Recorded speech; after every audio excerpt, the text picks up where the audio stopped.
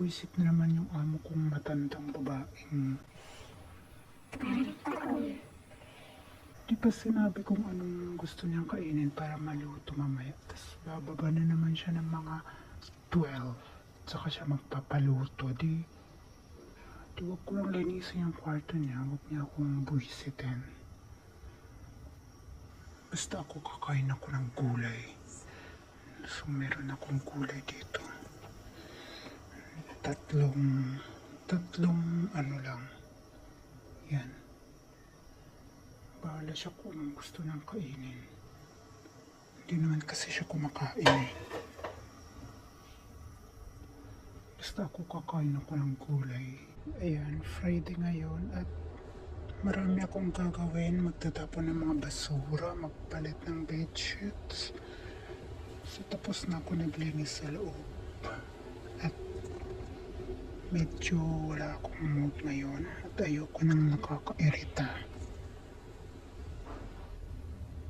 Pero yun na nga, medyo nakakairita kasi dito daw kakain yung matanda, hindi pa sinabi kung anong gusto niyang kainin. Pagpasok ko dito, hindi ko alam kung ano yung ginagawa niya. Pagpasok ko, amoy wine. Hindi ko alam anong ginawa niya. Hindi ko alam kung sinilip niya na naman yung niluto kong gulay dito. Kasi sabi ko nga, bahala siya kung anong gusto niyang kainin. Basta ako kakain ako ng gulay. Tapos na ako naglinis sa labas sa garden. Nagdilig tapos nagligpit ng mga damit, mga sampay. Tapos naglinis ako ng sasakyan. Tapos naglinis dito sa loob. Tapos yan na mag-11 na. So inaantay ko yung matandang babae na bababa. Pero wala pang hindi pa bumababa. Hindi pa kasi sabihin kung ano yung kakainin niya. Tapos para lulutuin na.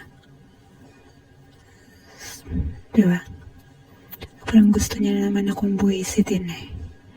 Pero hindi ako mabuwisit kasi medyo mag-diet ako ng konti ngayon. So ang kakainin ko na lang ay yung gulay. So nagluto na ako agad ng gulay. Konti, mga tatlong leaves lang ganun.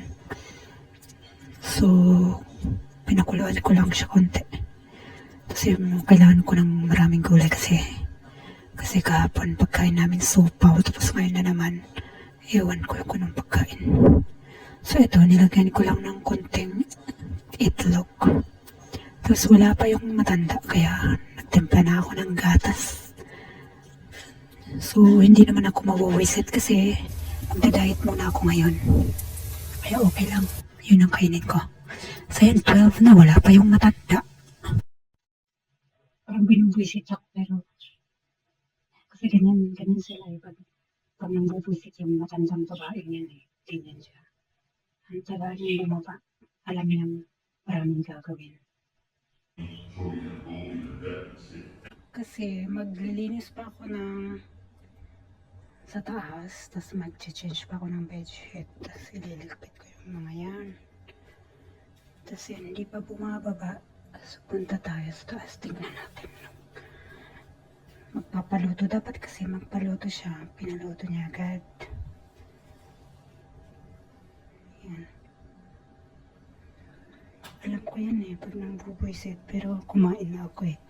Back to you na lang. You know, di pa siya bumababa. Ganyan siya mga asar eh. Alam niyang maglilinis pa ako sa taas eh. Tapos magpapaluto ng pagkain. Sabi kasi ng asawang lalaki, bibili siya ng pagkain pero sabi daw ng matandang babae, wag na daw. So, buti nakaluto na ako ng itlog at kumain na ako. Kasi kung aantayin ko siya, gutom na ako at irritable ako eh. Pero diet muna ako ngayon kaya okay lang light food muna. So okay lang kumain ako ng itlog. You know, hindi pa bumababa. Tatay ako. Tingnan natin. Nakakit tayo kung anong ginagawa ng matanda. Diba? Kung hindi ka kakain ng maaga, di sabihin mo na lutuin mo itong pagkain mo. Kaya hindi ko kasalanan kung bakit ako naiirita din sa kanila kasi ganyan ang ginagawa nila. So it's not my fault.